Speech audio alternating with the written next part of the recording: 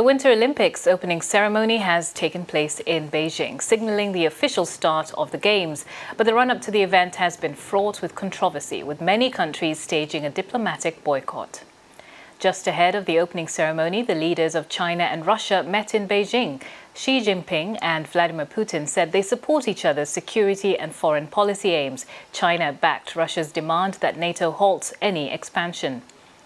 Rescuers in Morocco are reported to be getting closer to reaching a young boy trapped at the bottom of a well.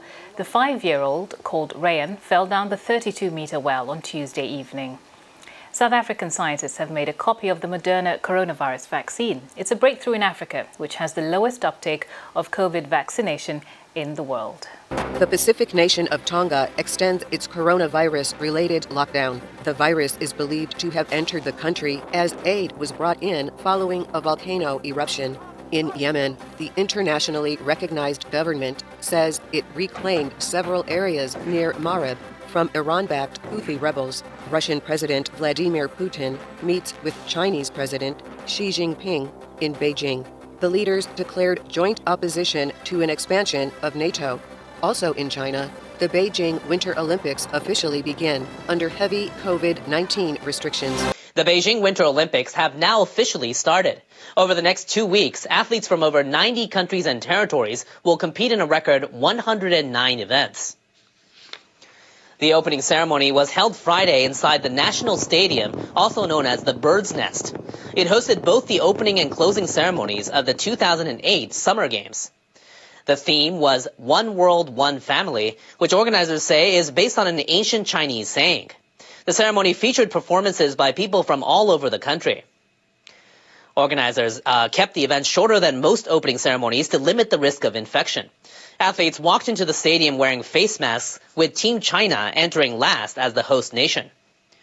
The United States and several other countries have not sent any government officials to the Games as part of a diplomatic boycott against China's alleged human rights abuses.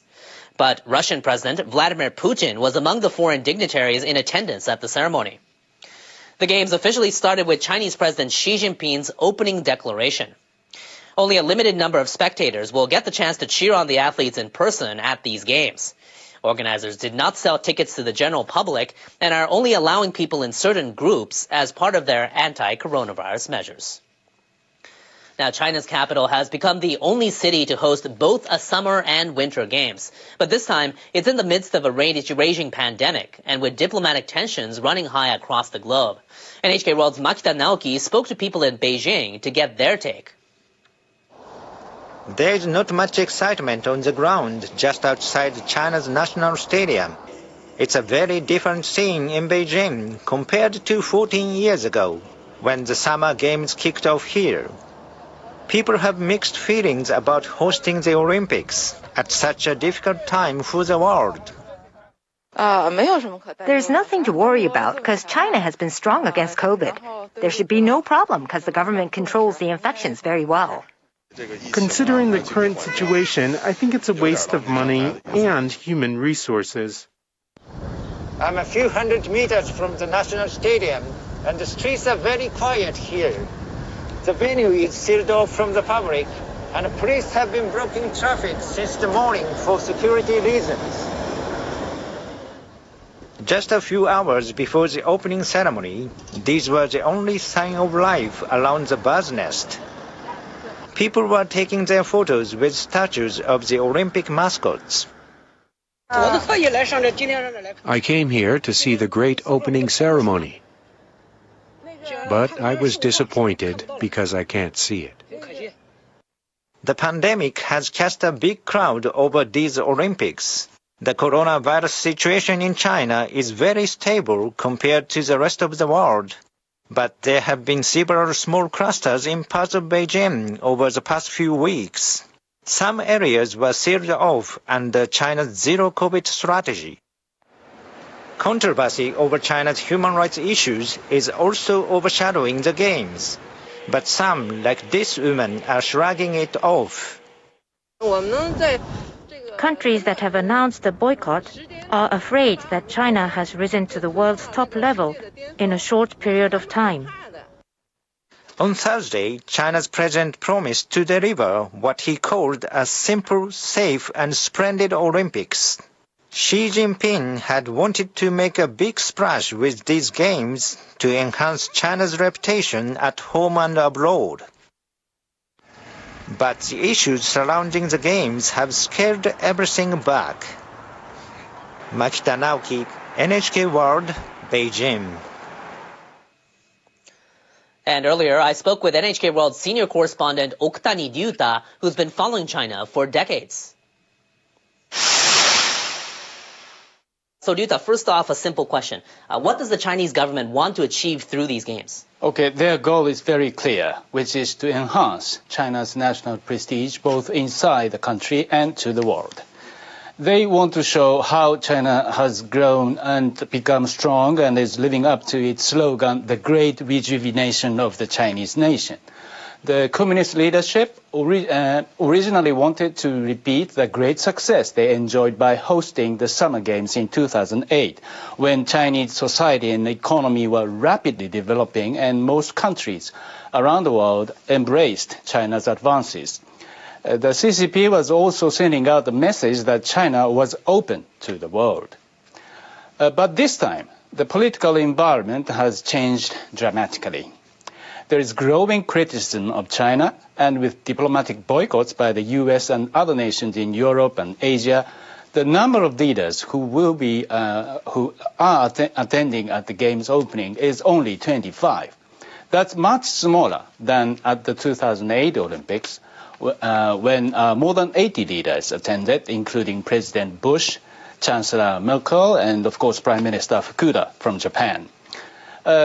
Ryuta, how do you think the Chinese government views the human rights protests going on across the globe, along with the diplomatic boycotts? Yes, the Chinese government pretends not to care about them, but I'm sure many CCP leaders are disappointed to see how relatively few countries are celebrating these games. Many Chinese citizens are also discouraged too. The international pressure actually stems from the hardline policies of Xi Jinping, but from the CCP's point of view, what they have been doing in Hong Kong and Xinjiang and South China Sea are perfectly legitimate.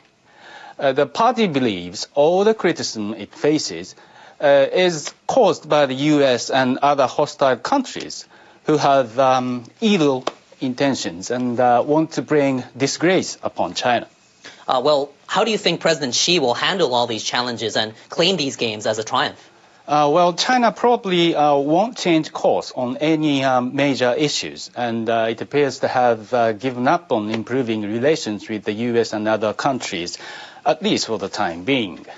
So the goal for these Olympics and Paralympics will be to enhance national prestige mostly inside the country. The CCP is pushing the image that China has many foreign friends who are respected and does not need to rely on hostile countries like the US. And there is one other purpose on this propaganda. The CCP is due to hold its once-in-5-year Congress this autumn. President Xi will be trying to cement his power by impressing on people how the CCP and he himself are great enough to make the Games a success. And as we've been reporting, one world leader who has flown into Beijing is Russian President Putin. He wasted no time in putting on a united front with Xi. It was Putin and Xi's first face-to-face summit since 2019, and they spoke of a special bond between them. Our bilateral relations are developing with the spirit of friendship and partnership that have reached an unprecedented level. They are a good example of ties that support mutual development. After the meeting, they issued a joint statement urging NATO to rule out any expansion in Eastern Europe. Russia has been building up a military presence along the border with Ukraine. Putin has been looking for international support as tensions with the West spiral. 2 days before the meeting, the United States announced it would send an additional 3,000 troops to Eastern Europe.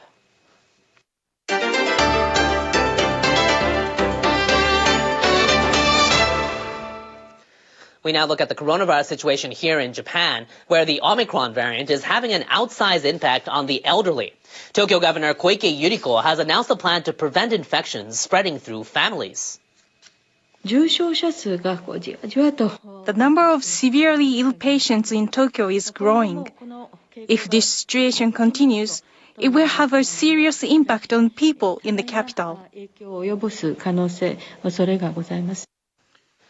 Koike said the government will subsidize hotel stays for elderly people who want to isolate away from family members who've tested positive. The aim is to prevent transmission to a demographic with a high risk of becoming seriously ill. Now, Tokyo confirmed nearly 20,000 new cases of the virus on Friday. 8 people died. All were over the age of 60. Nationwide, over 95,000 new infections were confirmed and more than 100 deaths. It's the first time since last June the death toll has reached triple figures. Next in weather, it's been a snowy week in northern parts of Japan, and the weekend may not see a break in the winter conditions. Our meteorologist Sakamori has the forecast for there and elsewhere in our World Weather Report. Hello there. The western flank of Japan has been experiencing more snow than usual so far this winter. Snow has been piling up quite rapidly over the Tohoku and Hokuriku region. In fact, Sumon in Niigata Prefecture now has 259 centimeters of snow because a snow belt called the JPCZ has been developing over the Sea of Japan. The system is expected to dump significant amounts of snowfall into the weekend. Look at this. We might see about 170 centimeters of snow into the next 48 hours in the Hokuriku region. More than 1 meter of snow is in the forecast for Tohoku and Shiga Prefecture too. And even low-lying areas such as northern Kyushu and even Kyoto could see about 5 centimeters of snow. Temperatures will be quite low. Tokyo 8 degrees, a couple of degrees lower than normal for this time of year. 0 degrees in Sapporo. You might see heavy snowfall on Sunday. We have been monitoring this storm called Batilai. This system is an intense tropical cyclone at this moment, the second highest scale on the cyclone category. The system has dumped huge amounts of rainfall in Reunion. 1,847 millimeters of rain has fallen over the past 72 hours. More rain is expected. And the center could touch the east coast of Madagascar on Saturday as an intense tropical cyclone, and then will continue to dump heavy rainfall. Madagascar was hit by a tropical system called Anna last week. Additional rain will definitely raise the potential for more flooding as well as landslides. Meanwhile, a winter storm has been hammering the southern and eastern United States. We saw very low temperatures and ice and also heavy snowfall. Before we finish, take a look at this video coming out of Illinois. One creature was feeling more at home at Hudson. The polar bear was seen rolling in the snow at Brookfield Zoo in Illinois. The Chicago area received up to 60 centimeters of snowfall. Stay warm and have a nice weekend. Moscow has amassed more than 100,000 soldiers near the two countries' shared border now, but Russian President Vladimir Putin denies the existence of a plan for an invasion, placing the blame instead on Washington and NATO for undermining the region's security. Meanwhile, China has very publicly put on a united front with Russia, President Xi joining Putin in opposing further NATO expansion during an actual meeting today in Beijing. And then there's the whole issue of the Olympics taking place. ABC's Patrick Reevell is in Kyiv with more. So, Patrick, what do we know about these negotiations?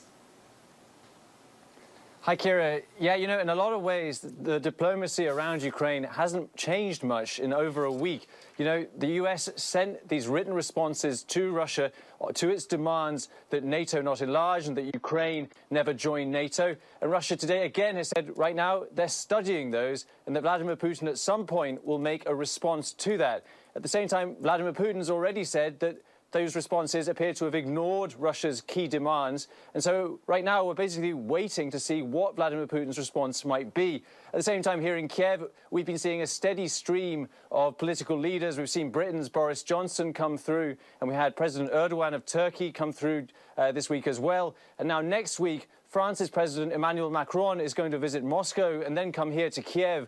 And that is the next thing that people are watching, whether perhaps Russia might use that meeting as at least a start to finding a kind of diplomatic exit from this crisis that it has, of course, stoked itself. Well, and as you know, the Biden administration has warned that the Kremlin is planning to stage a phony incident as an excuse to invade Ukraine. What do we know about this?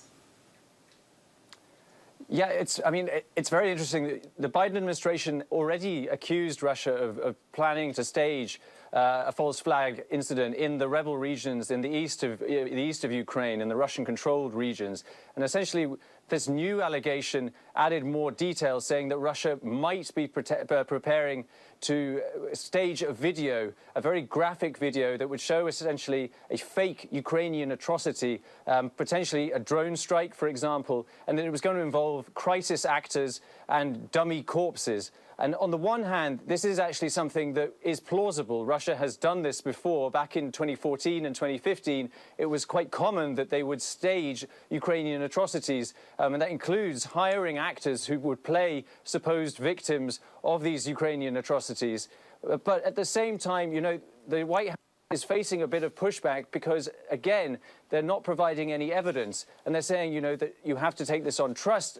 And the White House's argument is that this is part of a broader strategy, that it's a way of, they need to get ahead of Russia that has this playbook of using disinformation, and that a way to defang this disinformation is basically to announce it ahead of time and make it kind of less useful. And that's part of this broader strategy that we see with the US essentially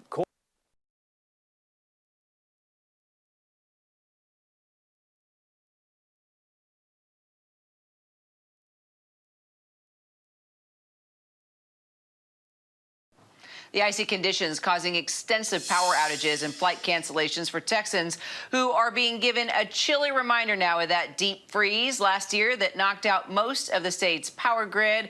I think Mireya Villarreal is dealing with a little bit of that now in Dallas with the latest on the storm. It looks beautiful, but it looks cold. You know, actually, Kira, this is the first time we have had sun, honestly, in the last 48 hours almost. I mean, it has been a pretty intense weather system that came through here. And although you're right, it looks very beautiful. Unfortunately, as you'll see, a car is going to kind of pass by me in a few minutes. These roads are just extremely icy. And I think people are deceived by the fact that the sun is out. They think that it's going to help melt everything that's on the roadways that's built up over the last 48 hours, and really they are having a difficult time driving through the neighborhoods. Highways are okay, I use that word loosely, but really it's through the neighborhoods where no sand has been put out. There is still a thin layer of ice and sleet. It's just very difficult. So, Mireya, there are currently around 20,000 customers without power right now, right, in Texas, and that's local issues, down from 70,000 yesterday. What's been the immediate impact of this, and does Texas even have the resources to deal with this right now? So listen, I think snow comes to this area in this kind of mass quantity once a year, if that. What we saw last year was just a complete phenomenon for this particular part of the country. So it is very clear that over the last year, Governor Abbott, as well as the electrical grid board and everybody in that whole arena made a whole lot of different fixes.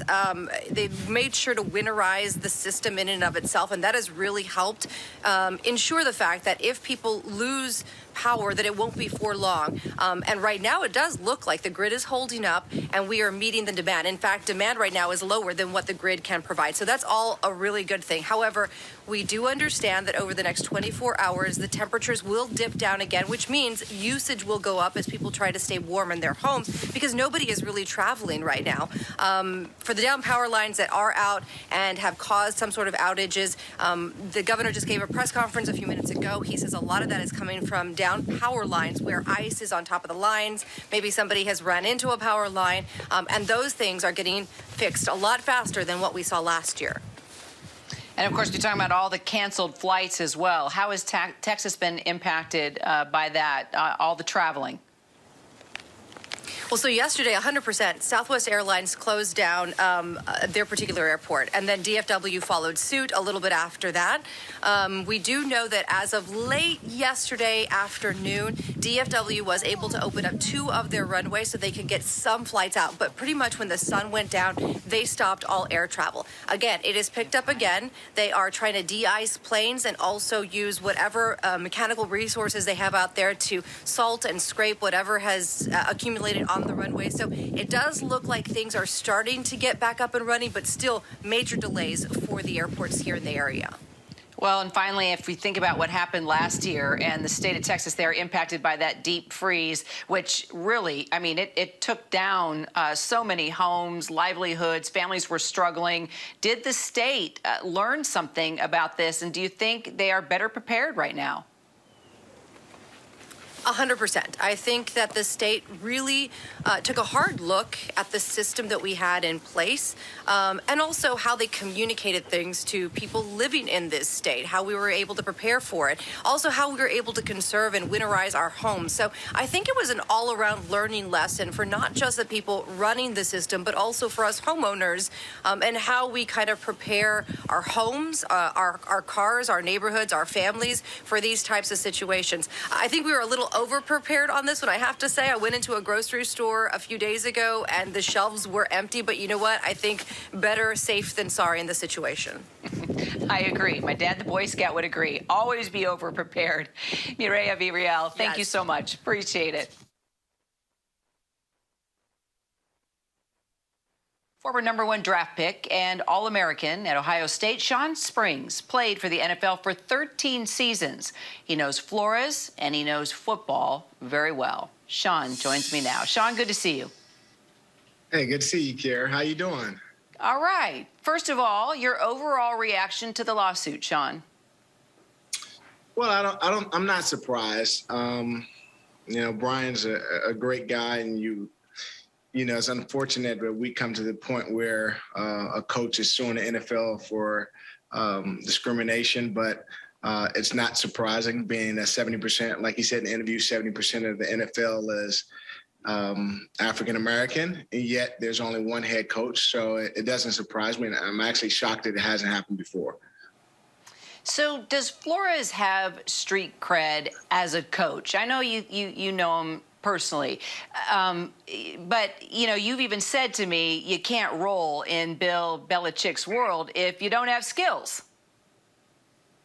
Well, you think about, you know, where he's come up in the coaching ranks. For the most part, he's been in the Patriots organization under Bill Belichick, who's considered probably the greatest coach in NFL history. So just learning from Bill, being a part of that organization, being in the organization, I know he learned a lot. I know he knows what it takes to be a coordinator in the league as well as a head coach in the league. So he has credit just because of the fact that you cannot be in the Patriots organization and be under Bill Belichick for so many years and not know how to be a professional and a great coach.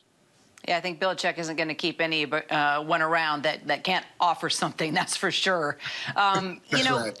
Flores says that the NFL is racially segregated. He says this in the lawsuit, and that it's managed like a plantation. Those are strong words, Shawn.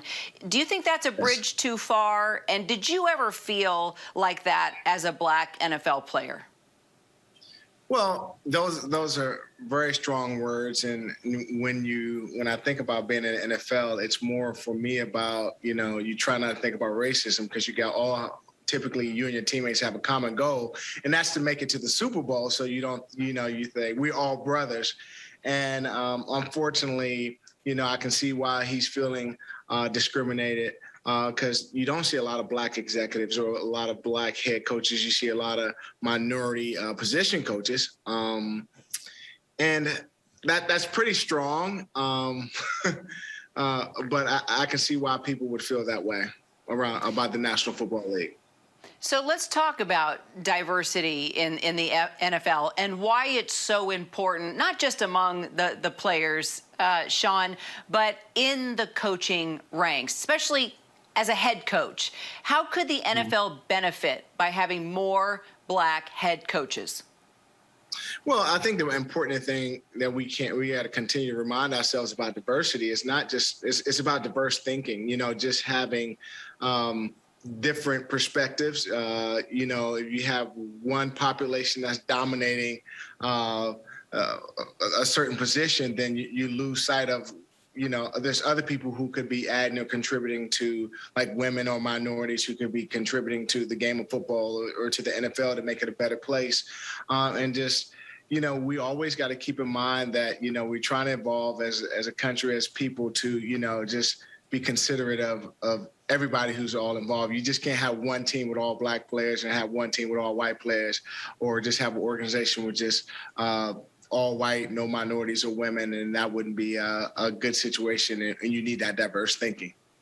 Well, you also mentioned to me that, so many of the black players have played the game, and it would make sense that they would transition into coaching as well. There's a connection between a player and a coach when you've played the game. There's a cultural connection, too, when you've got a black coach and a black player, right?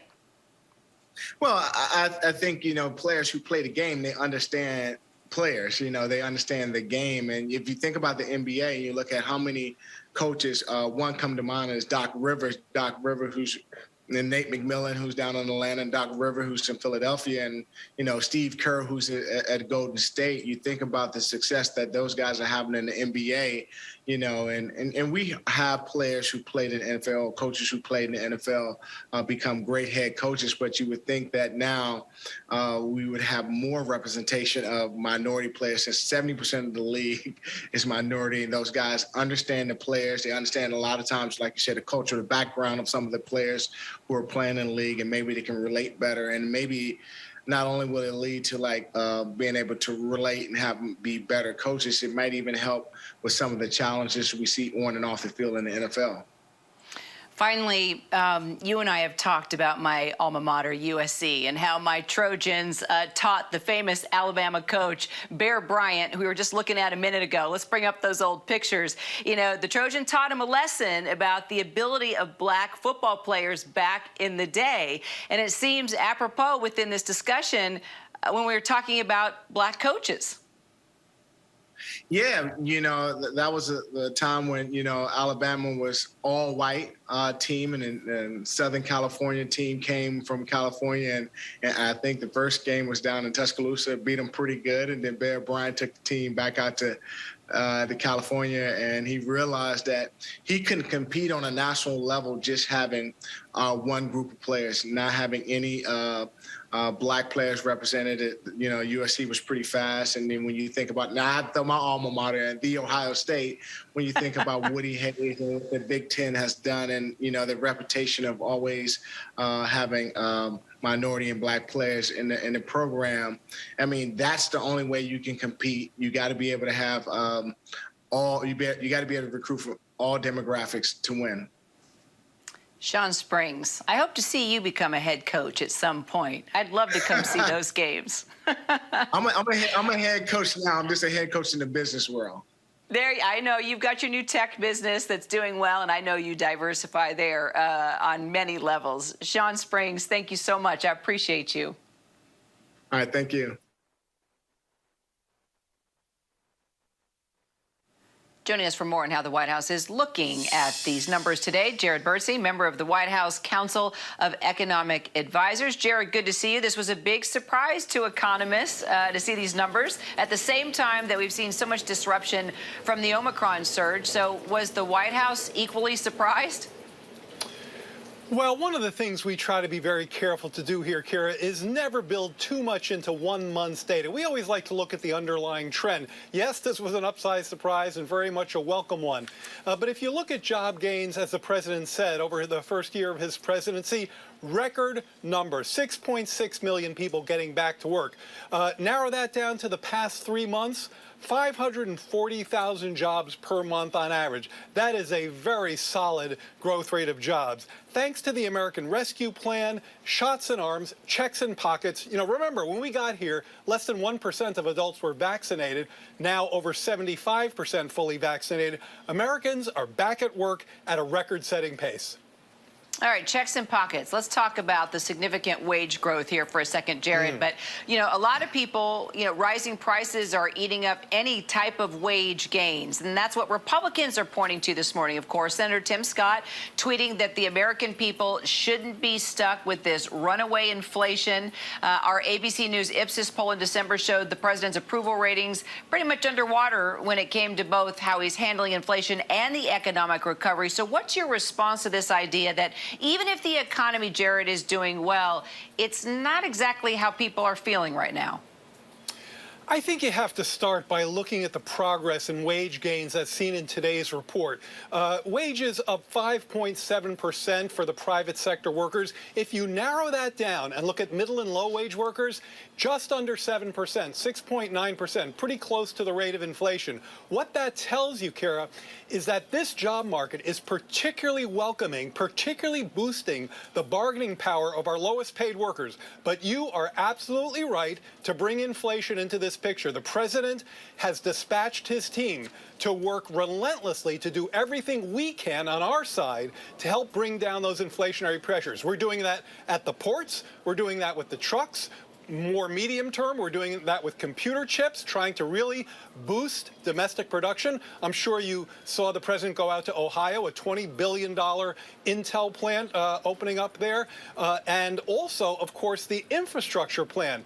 Implementing that efficiently, effectively, quickly, that also will help to boost the economy's productive capacity. But we will not cease on these efforts until those inflation prints begin to ease. When they do, the job market's going to remain strong, we believe, and that means rising wages, slower inflation growth, more broad-based real wage gains.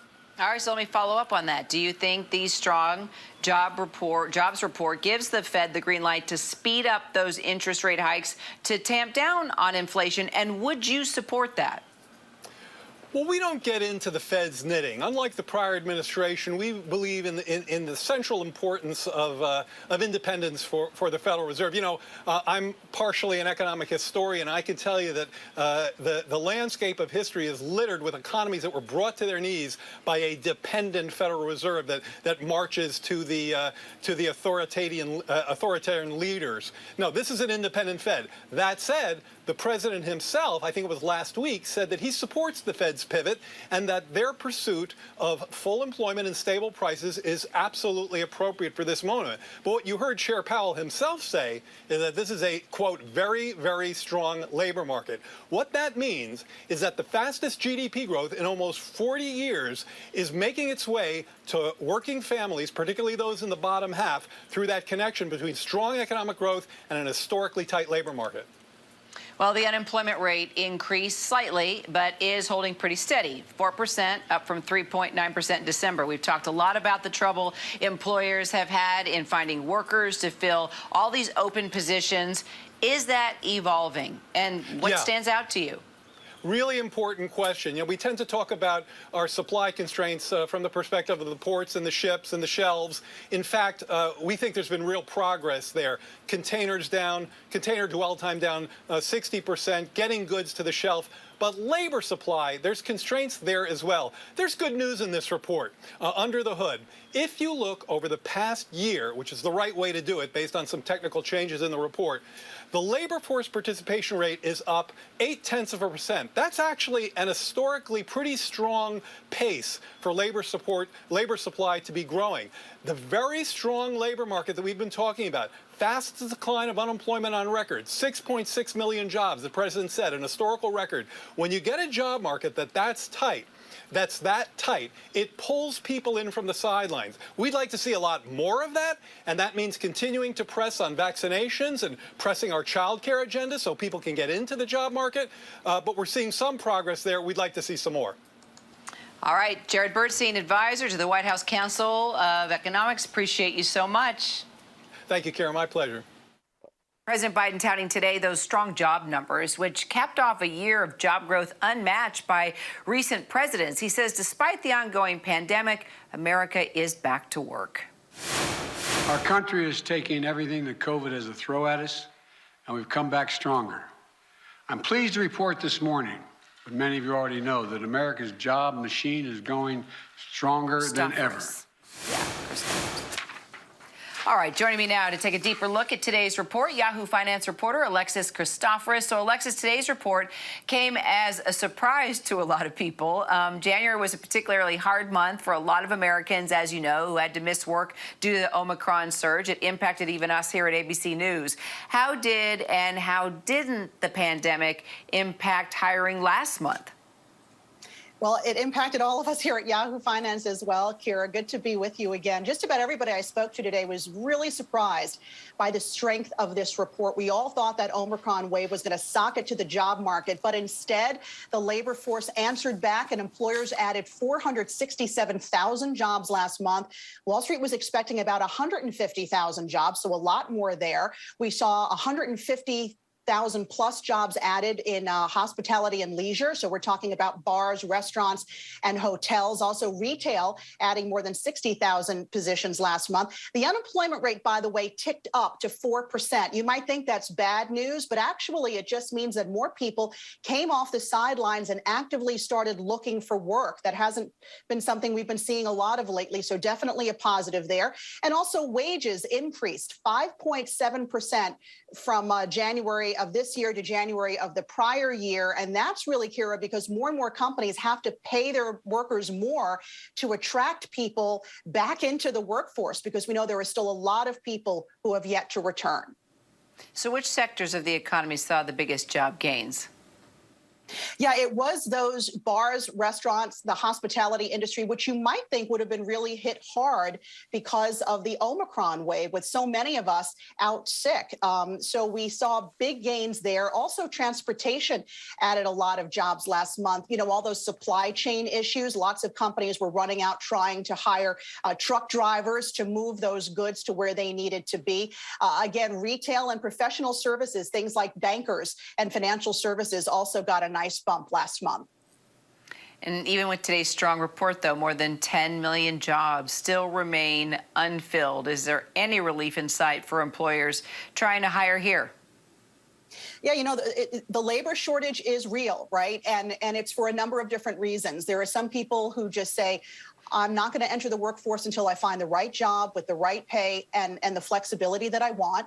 The pandemic also forced a lot of baby boomers to retire early. But something we don't talk a lot about, and I think is being underreported, is people suffering with long COVID and why they're not coming back into the workforce. These are people who have had COVID-19 and are having long-term symptoms, health problems related to it. Last I saw, something like 1.6 million workers could be missing from the labor market right now because of long COVID, Kira, and that would account for about 15% of those 10 million job openings you just talked about.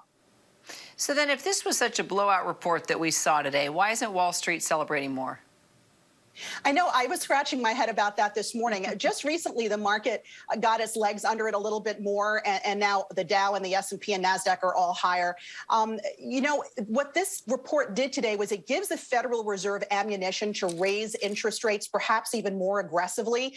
They've basically telegraphed they're going to start raising rates for the first time in 3 years in March.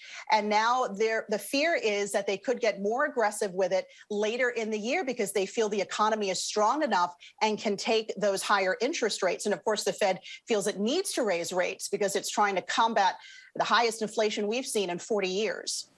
Before we let you go, this disparity between supply and demand has driven up a lot of prices. We've seen them, but we're really seeing it in the oil sector this week, with oil topping $90 a barrel. What does it mean for inflation? In short, it doesn't mean anything good. You know, we've got now crude oil above $92 a barrel. A lot of the analysts I'm talking to say we could see $100 a barrel oil soon, especially if that conflict gets worse there between Russia and Ukraine. We've also have the winter storms. The report just before me was talking about that. That's pushing oil prices higher, and higher oil prices are very inflationary. So it looks as though we're going to be having to deal with these higher prices at the gas pump. It's going to cost us more to heat our homes, at least in the short term, until those prices start to stabilize. Kira? All right. Still a bit of a rough road ahead. Alexis Christoforous, thank you so much. Have a great weekend. You too. And for more on all this, I'd like to bring in host and legal analyst at the Law and Crime Network, Terry Austin, to help us unpack this a little. Terry, thanks for being here. How damning is this testimony, and especially these new allegations? It's very damning because all of these witnesses, 6 of them testified that the atmosphere at the NFL, and particularly on this team, the Washington team, is hostile, and it's a hostile work environment. And they are saying that executives, particularly Dan Snyder, is allegating against them and is using all of his power and his influence to actually sexually harass them by touching them and by doing other things to make them feel as though they cannot come forward with any of these issues. So it's very damning, particularly after they've already had a settlement, a personal settlement with one individual, and they've had a fine. So they're still saying that it's going on. Now, the women are urging the NFL to release the results of a 2020 investigation. Could the NFL actually be compelled to release that, or is this more of a public pressure campaign? Well, I think right now it's a public pressure campaign, but ultimately, if this should go to trial, and it may very well go to trial because this is an employment discrimination claim and it will be discoverable at that point. At this point, Dan Snyder is saying that it is up to him whether or not the report is released. The Wilkinson report is actually a report that was done after a 1-year investigation, and they certainly found out that there was very, discriminatory behavior going on. And so that's probably one thing he does not want to have made public. But if it's in lawsuit mode, it will be public because it is absolutely discoverable. Now, do you think it's a coincidence that the team unveiled its new name the same day this testimony took place? Well, it's interesting. Commanders is a word that, I think means that we are in charge, etc. But one of the witnesses actually used that word. And to me, it seems like a coincidence. But I think the Oversight Committee wanted to look into these allegations. And it just turns out that at the same time, the NFL was actually changing its name. They've been under pressure to change their name for quite some time now because obviously their name was discriminatory and offensive. And so they finally did come out with the new name. But I think it is a coincidence that the Washington Commanders just now announced their new name. So far, it hasn't had a good reputation. And so now, meanwhile, the league is also facing this racial discrimination suit from former Dolphins head coach Brian Flores. And he goes so far as to say the NFL in general is run like a plantation. So what do you think about his allegations? Does he have a case? Well, his case was a damning complaint. It's a class action, and one of the things that has to happen if it gets certified is other people have to join. And we have heard that there will be other people who have expressed that they, too, have seen discrimination. So far, they've been trying to follow the Rooney Rule, which says you have to interview individuals for particular executive positions, including coaching positions, and that this is just a ruse, that they're not really doing it. And so I think he has a very good case, and I think if others join, it'll be an amazing class action, and hopefully it will result in some changes where we have numbers better than we have today. Right now, there are only 1 or 2 black coaches, and so I think it should be something that is investigated, and changes need to be made as soon as possible. All right, Terry Austin, always great to have you, Terry. Thank you. Thank you, Diane. Well, we've got Dr. Jen Ashton here. Welcome, everyone, to GMA3 as we track all of the day's major developments. We're keeping an eye on this big number. There are 122,000 COVID-19 positive Americans now hospitalized nationwide, with those daily admissions down, that's good, by 15.6% in the past week. All right, you ladies are looking lovely in your red today. But Thank there's you, a lot sir. of red for a reason, for a cause. We're bringing attention to heart disease. But Dr. Ashton, we've talked a lot about COVID and the relation, the connection between that. Absolutely. So, let's bring those two circles together when we talk about COVID-19 and its effects on cardiovascular health. Number one killer of women and men in the United States is still heart disease. The risk of a heart attack and stroke has been found to rise sharply after COVID-19 diagnosis. This data published in The Lancet. In particular, the risk of a first heart attack goes up 3 to 8-fold in the first week after receiving a COVID-19 diagnosis, and strokes due to clots up 3 to 6 times in the first week after COVID-19 diagnosis. That inflammatory cascade, clotting, thought to be at play there. But again, why we need to keep our eye on an infectious disease as well as our heart health. Yes, life-saving advice there. Thank you very much, Dr. Jen.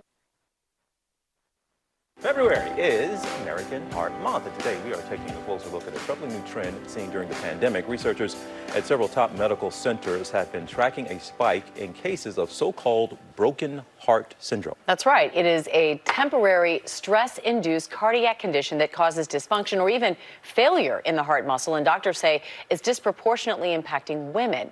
Here is ABC's Devin Dwyer. My heart felt like it was pounding out of my chest.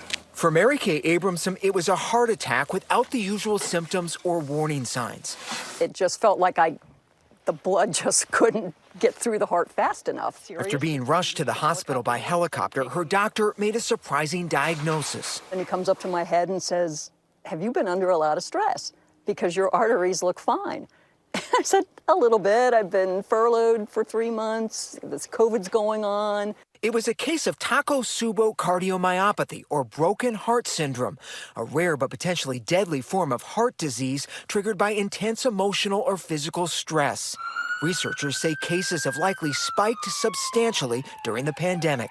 I've always considered myself to be a very healthy person. 34-year-old Jenna Pilja thought she was mentally prepared to give birth during COVID, but says she was suddenly overcome after an emergency C-section. Despite being on pain medication, I was able to feel some concerning symptoms. Do you think there was a trigger? Hearing that my son might not have been okay, that certainly could have triggered me. As cardiologists, we always think the heart is the most important organ. It's the brain, and the brain controls everything. The brain-heart connection is at the center of groundbreaking research by Dr. Noel Barrymers at Smith Heart Institute at Cedars-Sinai in Los Angeles, where inside the hospital's high-tech simulation center, we saw firsthand how stress can break a heart. So panel B is the broken heart, just to set us up. Panel A is normal. It kind of looks like a Valentine heart. The ballooning that you see in B is abnormal. It's not a heart attack, but it's not pumping efficiently. So the patient can be in shock. They can be having damage to internal organs. And that's why this can be deadly. Barrymers found cases of broken hearts are soaring among women, rising 10 times faster than among men in the last decade. So not to trivialize it, but is it too much to say that COVID has literally been breaking hearts? I don't know how much we can really blame COVID and how much of this is that we're just recognizing more of it. Heart disease is the leading killer of women at all ages, including teenagers, midlife women, and older women. This is just a component of that major killer. You know, you hear people say, oh, she's brokenhearted or somebody's brokenhearted because they had a breakup or something, or like something fictional, and then they come in with this as a real diagnosis. It was just like unbelievable to me. Zirlisha Kinchelo of Kansas City says it was stress from nursing school and being a single mom that hurt her heart. They just told me I was at 10% heart function. For Elaine Camille of LA, it was immense grief after the sudden death of her 31-year-old son. I just was overwhelmed with grief, and I mean, the pain was severe. I was lucky. Make sure that whoever you're seeing, as a cardiologist, understands Takotsubo and what the best treatments are. While many hearts heal quickly, scientists say there could be long-term impact. Dr. Barrymers says 1 in 5 people who suffers a broken heart will have another attack within 10 years. Taking care of yourself is definitely more than, just taking care of your body. It's really about looking after your mental health and your overall well-being. That truly is connected to the heart. Absolutely. For ABC News, I'm Devin Dwyer in Los Angeles. Our thanks to Devin for that. And joining us, of course, to talk more about this phenomenon is our chief medical correspondent, Dr. Jen Ashton. And I know you've said this before, but just to remind people, your father is a cardiologist, so this hits very close to home. So talk about this in terms of how do people know if they're experiencing symptoms of this broken heart syndrome? Well, first of all, I think what was really important in Devin's piece is the distinction that was made between, a clogged artery, which we all know we're all at risk for, and then broken heart syndrome causing this cardiomyopathy or dysfunction in the way the heart can actually beat, whether that's caused by inflammatory mediators, whether there's a hormonal aspect, which is why it may be affecting women more than men. But in terms of the signs and symptoms, it's not so easy to tell whether it's a clogged artery or a broken heart syndrome. Regardless, these are the symptoms you do need to be aware of.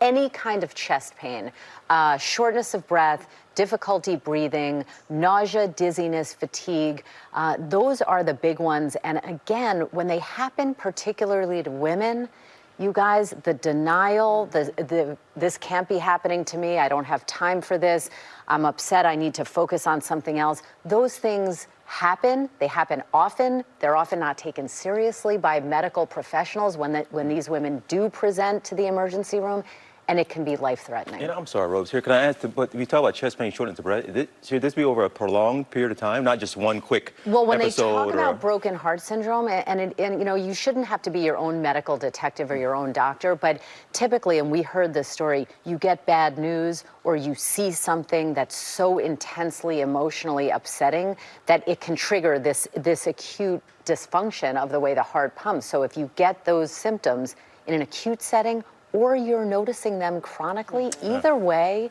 you don't have to be your own cardiologist. Seek medical attention. It is interesting because I think a lot of people might attribute what they're feeling to their mental health, but there is a mental, physical connection, but sometimes people mistake one for the other. You know, you can't have a healthy heart without a healthy mind or brain or spirit, and vice versa. And there is increasing research and data in the world of cardiology about that mind-brain heart connection. We've seen increased rates of heart disease in people, and particularly women who are depressed, anxious, socially isolated, lonely. This isn't fluff. You know, it really does have an effect. It releases inflammation and then causes stress to our blood vessels. So we really need to rethink this and take it much more seriously. And stories like this, really important to that end. Thank you so much for that. We always appreciate your expertise. And again, you bring so much of this to our attention. Thank you.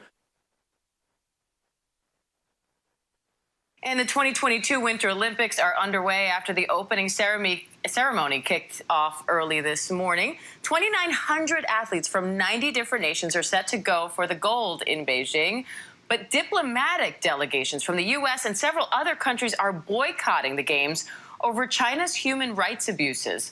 The Games are also putting China's zero-tolerance COVID policy to the test. No international spectators will be allowed, and participants are staying in what's being called a closed loop. Foreign correspondent Maggie Rulli has the latest from Beijing. This morning, the opening ceremony already underway, taking place at the famed Bird's Nest in Beijing. The same location as the 2008 opening ceremony for the Summer Games. But this year will be very different. Between 3,000 and 4,000 performers, a huge drop from the 15,000 in 2008. And this time, most of them will be teens. The length also much shorter, a whopping 4 hours in 2008, cut way down to just 100 minutes because it's so cold and because of COVID. The event's not open to the public. Instead, tickets have been given to a pre-selected group who must all follow strict COVID protocols. Not in attendance, any U.S. government officials.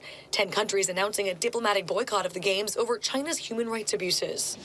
Team USA will be marching in the Parade of Nations. Carrying the flag, 5-time Olympic curler John Schuster and 3-time Olympic speed skater Brittany Bowe taking over duties from bobsledder Alana Myers-Taylor, who's still in isolation following a positive COVID test earlier this week. There's no one I am more proud to hand over that opportunity to than Brittany, because she is just such an amazing person.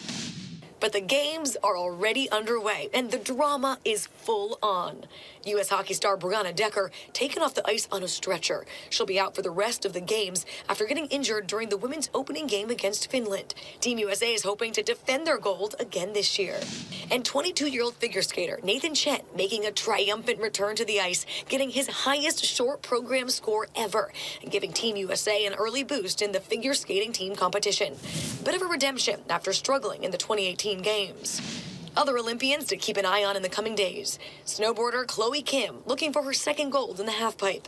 Michaela Schifrin, who's hoping to break the record for most alpine skiing medals in one single Olympics. One of my biggest dreams is to compete in every race at the Olympics. And of course, Shaun White, who's competing in his 5th and what he told us a couple weeks ago will be his final Olympic Games. This will be my last run, and I'm pretty excited about it because everything's got this, this last dance sort of glow to it. to be at top of a sport like this that's ever changing for this long, I mean, I just feel so honored to be doing that.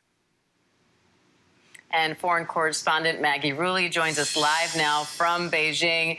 Maggie, I know the games were taking place right behind you. I know that you were there for the opening ceremony. And I also heard that you were super chill when that was going on. Let's take a look at that really quickly. Can we just take a look at Maggie's reaction? Maggie, playing it cool, as always, Maggie. Can you blame me? Am I supposed to act like I've been here before, Diane? Because I haven't. I was so excited. So what stood out to you most about that opening ceremony? Behind me. I have to say the fireworks. I mean, come on. You know, it really was so exciting. It reminds you of the energy and the fun of the Olympics, the whole world coming together. It's why I also love the Parade of Nations every single year. I mean, just seeing, as you said, dozens and dozens of countries, athletes coming over from every corner of the globe, marching together. It just reminds you that the Olympics are really this one chance for us all to collect and be together. And it was cool because they put them in the stands this year as well. So even though the stands are much more limited, who can go to these events is limited, it did still feel like it was a full venue. And oh, the one other thing I did really love from the opening ceremonies, Diane, Bing Dwin Dwin. Did you notice the mascot? He has been my obsession here on the ground. You're going to start seeing him everywhere for these games. He's like a panda in an ice suit. It is the cutest thing that I've ever seen. Something tells me Maggie's going to land an exclusive interview with the mascot here. I'm trying. Maggie, on kind of the more serious note, in the background of all of this, the U.S. is leading a diplomatic boycott of these Olympic Games over China's human rights record, including its treatment of the Uyghurs and other Muslim minorities. So what kind of an impact is that having? Yeah, it's interesting, Dan. You know, right from the beginning, the IOC has faced heavy criticism over even choosing China as a location for these games. And so many countries were struggling with what to do. The U.S. has joined a group of 10 countries implementing this diplomatic boycott, which means that no high-ranking U.S. government officials will be here at the opening ceremonies. They're not going to be at any of the venues or events. And it was kind of, you know, a tough decision to make. Do they boycott entirely and not send any athletes, really make a statement? But they decided that that would jeopardize the athletes' future careers. It would jeopardize people who have been training for much of their lives for this moment. So instead, many countries are taking this approach, this diplomatic boycott, a way to send a message, get people talking about ongoing human rights abuses here in the country. It'll be interesting to see how this plays out and if any athletes speak out as well, Diane, over the next 2 weeks. And Maggie, really quickly, what events should we look out for as we watch the games tonight? Definitely Nathan Chen coming up. You saw that performance. We were lucky enough to see it in person. It was nearly flawless. He's going to potentially be a gold medal contender. Also, I'm really excited for Shaun White. He's telling people it's his last Olympics. I grew up with him on the slopes. I mean, he just made snowboarding a sport for me, so I'm super pumped. Also, my girl Michaela Schifrin, we interviewed her. She is so likable, so enthusiastic, loves the sport, going potentially for every event. It'll be the first time ever in recent memory at the Olympics. So 3 big ones to watch, Diane. All right, looking forward to it. Maggie Rulli in Beijing for us. Thanks, Maggie. Thanks.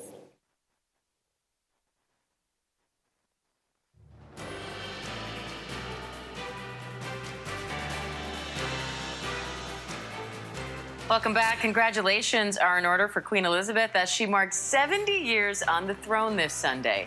It's a historic milestone for the monarchy. Will Reeve is at Buckingham Palace as they prepare for their first ever Platinum Jubilee. This Sunday, Queen Elizabeth will mark 70 years on the throne. She's the longest reigning British monarch in history, now the first to celebrate a Platinum Jubilee, pledging at a young age that she would serve her people. I declare before you all that my whole life, whether it be long or short, shall be devoted to your service. A global icon, the definition of duty, service, and dignity. A constant on the world stage these past 7 decades, visiting well over 100 countries, hosting countless banquets at Buckingham Palace, and meeting 13 of the last 14 presidents. Her life an inspiration for the big and small screen. I doubt there is anyone who knows the British people more than I do, Mr. Blair, nor who has greater faith in their wisdom and judgment. The crown, a global phenomenon, following her and the royal family through the ages and generations. My name is Elizabeth. As monarch and matriarch, Elizabeth II has held both the nation and her family together. seeing her son Prince Andrew accused of sexual assault and her grandson Prince Harry and his wife Meghan walk away from royal life. It has been a difficult time for the Queen and the royal family, and so we kind of approach the celebrations with this sense that people, I think, will very much want to celebrate her, but there are all these different narratives going on in the background surrounding the institution. As Her Majesty reaches this milestone, Sunday will be a time of reflection. It's also the day her father died. She'll be at her Sandringham estate, staying at Wood Farm, where her late husband, Prince Philip, spent much of his retirement. But parties are planned for this summer, when the UK will come together to say thank you. I think there'll be a lot of hope from people that we will see her in some capacity over this weekend, because this is a huge milestone. And of course, her motto famously is, "I have to be seen to be believed." Our thanks to Will Reeve for that report, and ABC News royal contributor Robert Jobson is live from Buckingham Palace with more on this. Robert, Queen Elizabeth is Britain's longest reigning monarch. So what does that mean for the royal family and her legacy? Well, Diane, I mean, the fact is the Queen would never go on about her legacy being to do with longevity. The fact is she said, I've just lived a long time. I think she's been ahead of the family and head of the Commonwealth and Great Britain for such a long time, though. It's an incredible achievement in itself that she's been in charge of modernising the monarchy. She's been in charge of the revitalisation of the Commonwealth and its growth. And really, to be honest, she's somebody, I think, that has quietly whispered into the ears of not only the British Prime Ministers, Presidents and other leaders such as presidents in the United States. She's been able to influence without actually dominating the conversation. So she's a quiet diplomat, if you like, Diane. And what can we expect from the first ever Platinum Jubilee celebration, which we know is going to be happening this weekend? Well, the celebration itself will be quite quiet because she's at Wood Farm, as we said, on the Sandringham estate. There's a estate where her father, George VI, passed away at the age of 56. So she never really celebrates, of course, this moment. It's a moment of quiet reflection. But there will be, I understand, we are expecting a statement of some description over the weekend. There may be an issue of a photograph too. We'll have to wait and see. But the reality is the celebration, the main celebrations, will be in the summer between the 2nd and the 5th of June, when there's all sorts of celebrations organised in terms of a big pageant outside the palace, street parties. She'll be at the St Paul's Cathedral for a celebration and a commemorative service, as well as other areas, including the horse racing of the Derby, the great flat race, where she is a great racing enthusiast, and she's never in that whole 70 years had a horse that's won. She's only ever come second, so hopefully this year will be a different story. Lucky number 70, Robert Jobson. We appreciate the analysis as always. Thank you, Robert. This massive storm right here at home. Dangerous weather sweeping through the country right now, taking aim at that I-95 corridor. Let's take a live look at those roads there in Rochester right now. Definitely dangerous out there. The major storm brought freezing rain all the way to the Gulf Coast of Texas. Our team is covering all the angles this morning. We begin with Maria Villarreal in Dallas, Texas, where they got almost 2 inches of snow, which is more than they get in a year, Maria. Good morning to you. Hey, good morning, Michael. It is definitely a cold one out here this morning. If you take a look behind me, you will see Interstate 30. This is a major highway in the DFW area that connects Dallas to Fort Worth. And right now, normally it's supposed to be about 4 or 5 lanes open, lots of traffic. But as you can see, it is only down to 1 lane. And let me tell you, with temperatures expected to stay below freezing, there really is no chance for any of the ice or sleet that is on the roadways to have a chance of melting. Overnight, heavy snow and freezing rain triggering a travel nightmare on highways. 10 vehicles colliding on an interstate near Houston, Texas, after drivers skidded on the icy roads. 14 more involved in a separate crash in Austin.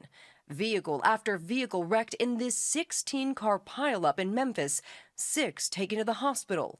Several cars like this sliding clear off the roads in the slick conditions.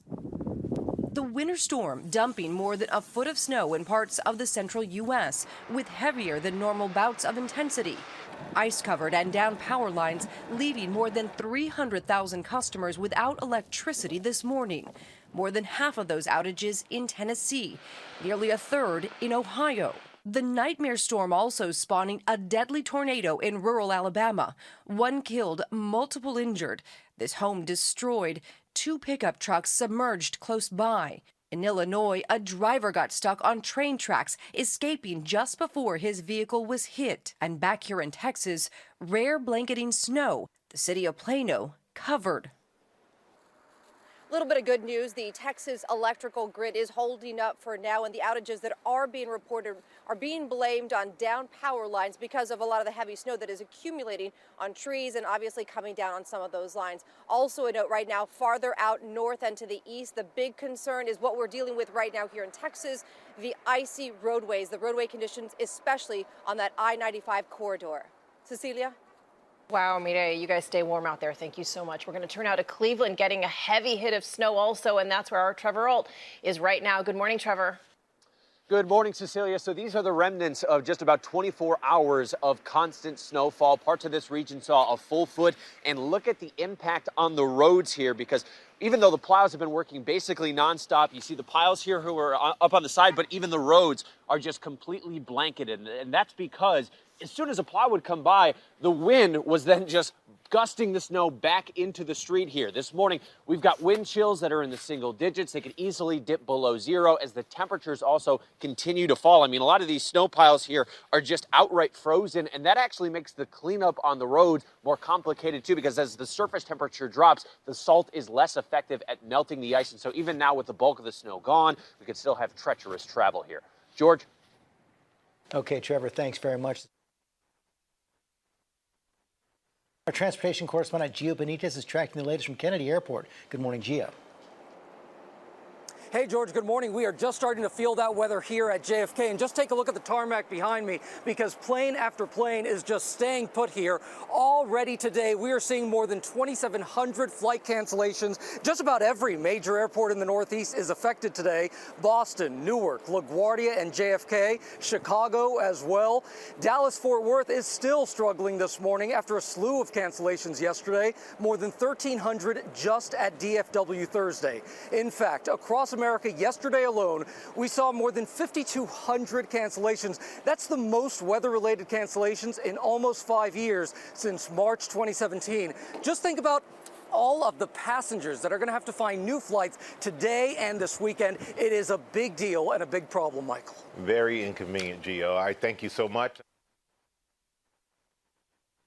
Details this morning on the daring raid that took out the leader of ISIS. President Biden ordered a special forces mission instead of an airstrike. Martha Raddatz has the latest.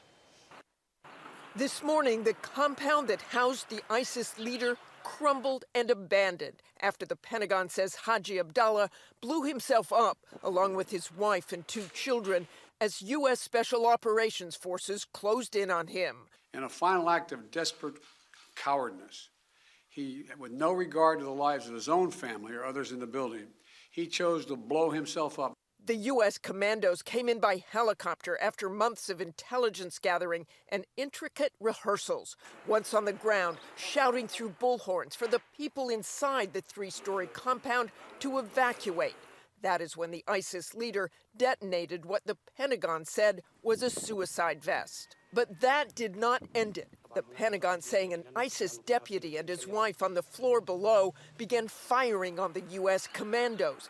They returned fire, killing the husband and wife. At least 1 child was also killed. The U.S. was able to evacuate 10 people, 8 of them children, local Syrian groups later taking them to safety. But the special forces did have to blow up and destroy one of the U.S. helicopters on the ground after it suffered mechanical failure. As for the ISIS leader, his body was left behind, but the teams did search the compound for any possible planned attacks. I can assure you that he was every bit as evil and every bit as committed to attacks on the United States and our partners. And even though the Pentagon believes that all of the casualties were caused by Abdallah, except for that of his deputy and his wife, they're still going to take a closer look at exactly what happened. More trouble for the NFL. This morning, a new allegation of sexual harassment against the owner of the newly named Washington Commanders, former female employees of the team testifying before Congress about what they call a toxic workplace culture. Amy is here now. with more. Good morning, Amy. Hey, good morning to you, Michael. The women giving graphic testimony, and the NFL now saying it's looking into this new allegation. All of this as the organization deals with yet another challenge just over a week away from the Super Bowl, its showcase event. This morning, the NFL says it is reviewing new sexual harassment allegations against Washington Commanders owner Dan Snyder. He left his hand on the middle of my thigh until I physically removed it. That allegation, part of graphic testimony before Congress Thursday, 6 former employees speaking out on previously surfaced accusations against the team's top executives over the past 2 decades. Under Dan Snyder's leadership, women were used as sex objects and tools to increase sales. I was told to wear tight outfits to events, so clients had something to look at. I experienced many work firsts there. First bonus, first promotion, first public humiliation, first sexual assault. In a statement to ABC News, Snyder apologized for those who were mistreated, saying, with the exception of the new allegation leveled for the first time today against me personally, these issues have all been thoroughly investigated, reported to the league, and remediated by the firing of the responsible individuals. As to the new allegation, I deny it categorically. The women urging the NFL to release the results of a 2020 investigation in which it fined Snyder $10 million. When the investigation of the air pressure of Tom Brady's football concludes with 200-plus pages of a written report, but 2 decades of sexual harassment concludes with nothing, the NFL is showing us their complete lack of respect for women, for their employees, and for the culture of our country. An NFL source telling ABC News there is no change on the release of that investigation. This just 9 days out from the Super Bowl and on the heels of another scandal. Former Miami Dolphins coach Brian Flores filing a bombshell racial discrimination lawsuit against the NFL Monday, where he argues 70% of the players in the league are black, but of the 32 NFL teams, only 1 currently has a black head coach. The NFL saying the claims are without merit. Its regard for women and its commitment to racial equality, both of those have taken just a huge hit. These are not the storylines that the NFL wants people to be thinking about, talking about in the run-up to the Super Bowl. And the NFL also saying in its statement, we are grateful to the witnesses who, again, demonstrated courage by sharing their painful experiences. But as everyone's saying, a lot of tough headlines heading into the Super Bowl. Yeah, sure seems like it. Okay, Amy, thanks very much. All right, we are back now with a new warning about at-home COVID tests, with millions of those free tests from the government arriving now in homes all across our country. Our chief medical correspondent, Dr. Ashton, is here with the latest on this guidance from Poison Control. Okay, you don't necessarily want to think Poison Control when it comes to a warning about a test, so walk us through what we're hearing. Yeah, it's really about awareness, Cecilia, and I think we can file this one under something we really shouldn't have to be told, but it really comes down to this reagent that's in these at-home kits. This is obviously only meant for the test. It's not meant to go in your nose. It's not meant to go in your eye. It's not meant to be consumed. You know, a minuscule amount is in there, but there is the potential for some irritation or, in the case of maybe a child or a toddler, some toxicity. Okay, you've got a couple of the tests here, so show us what you're talking about. Yeah, so it comes down to these, which are, they can look like eye drops, and this reagent, which is how you actually process the test with some drops. You know, this is only meant to go in the test kit. So the alert that has gone out from some poison control centers around the country is really about that reagent, those chemicals causing some potential for toxicity. So be really careful especially when it comes to the eye. And kids too, right? What's the advice that you want people to know? Well, when we get these at home, and now it's a sign of the times, right? We're all going to be getting some of these at-home rapid tests either purchased or sent to us for free from the government. You want to store them in a secure place. When you do them, you want to actually read the instructions closely and follow those directions. Those can be difficult even for medical providers. And if you get any contact with this reagent, particularly in your eye or your mucous membrane, you want to flush it with warm water. If necessary, call a poison control center. But again, this, which looks no differently than eye drops, is meant for the kit, not your eye, not your nose, not your mouth. You heard it here first. Noted. All right.